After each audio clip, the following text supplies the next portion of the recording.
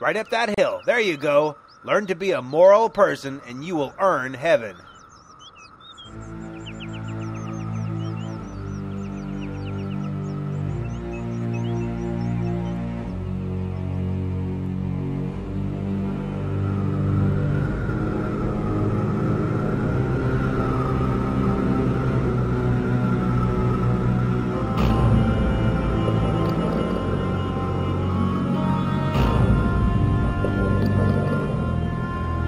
No, it's going to fall on me.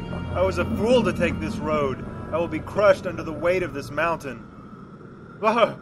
Who was it that told you to come this way? Mr. Worldly Wise Man told me. He said I could become a moral person and free myself. I see. Christian, the people in this town are in bondage. They are slaves to a law that cannot save them. Not one person has ever been saved by trying to be good. You are looking at this all backwards. You cannot earn heaven by being good because an evil heart can do no good. Stay on the path that I showed you, and you will begin a real transformation, and the good deeds you do then will be genuine and come naturally. Good deeds are the effect, Christian, not the cause. I was a fool. Will you help me get back on the right path? I will.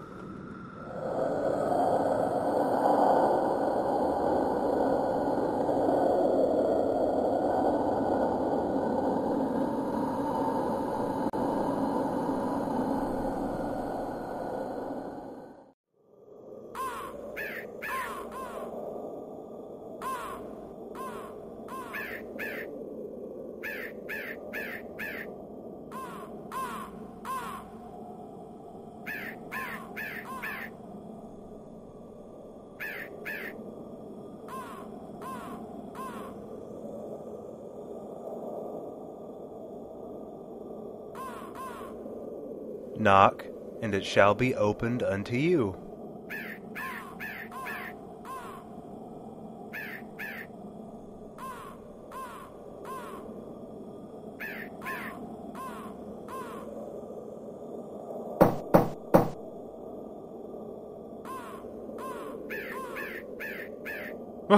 Hello, my name is Goodwill, and you are?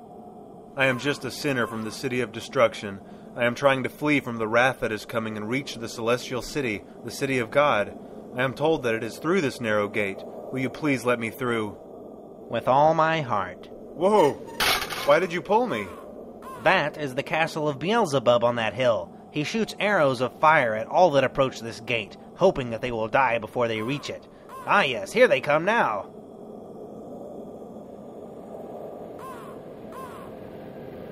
We must run. Nonsense, we are perfectly safe. We are on the other side of the gate.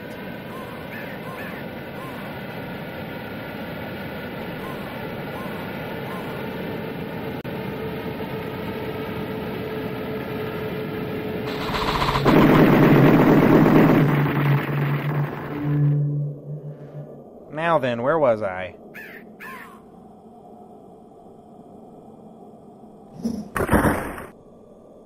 This is the path you must now follow.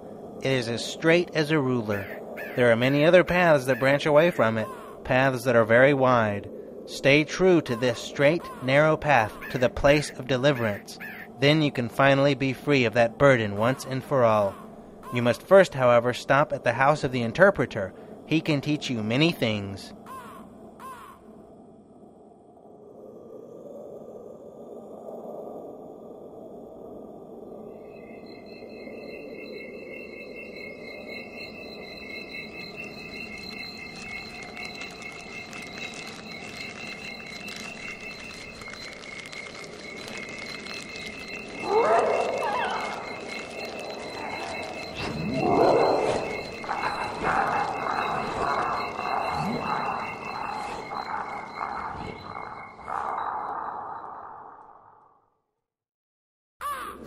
Where is that Christian? He should be here by now.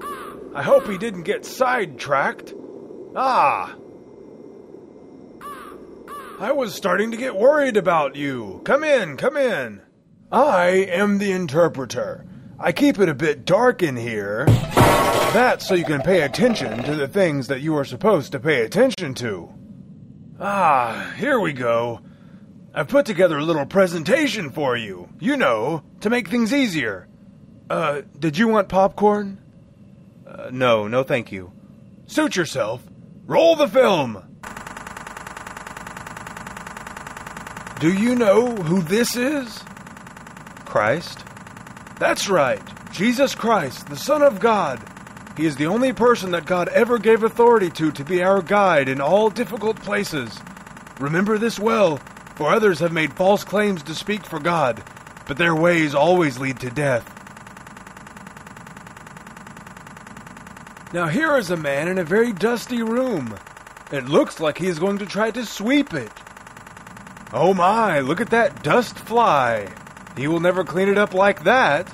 But wait a second. Let's see what happens when some water is sprinkled on the floor. Oh, look at that. The dust is cleaned. What does this mean? The room is the human heart. The dust was this man's original sin and corruption. When he swept, he was trying to clean it with God's law. He thought that he could clean it by himself, but he couldn't. He just stirred the dust up and almost choked on it. The water is the gospel of Christ. With it, the room was cleaned.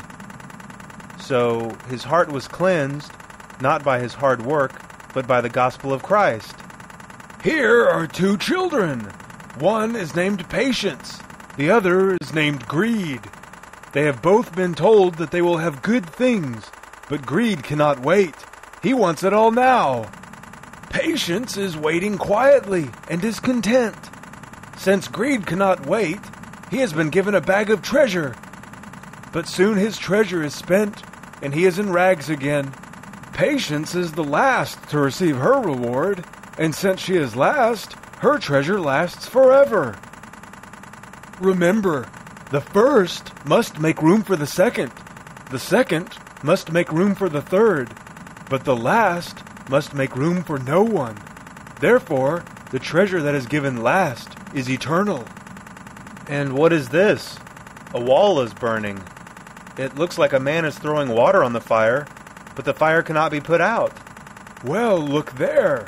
You cannot see him, but there is another person quietly pouring oil on the wall from the other side and feeding the fire so that it will never go out. What does it mean? The wall is your spirit. The fire is the fire of God working in you. The man throwing water on the fire is Satan, the devil. He doesn't understand why he can't put the fire out. The man putting oil on the wall is Christ. He pours the oil of his grace on the fire and will never let it die. Now, if you let your guard down, the devil's efforts grow stronger and the fire weakens, but it never goes out. Who is this man? Why does he look so sad? Well, why don't you ask him?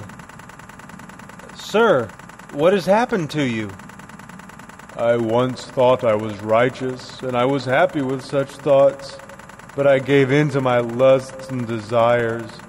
I wanted worldly things and turned my back to God. Now I have difficulty taking pleasure in His word. I have lost myself to my temptation. I am in an iron cage of despair. Since I have not counted His grace as a holy thing, I have shut myself out of His promises for this world. Lord, help me to watch and be sober, so that this man's misery never falls on me. Remember it well.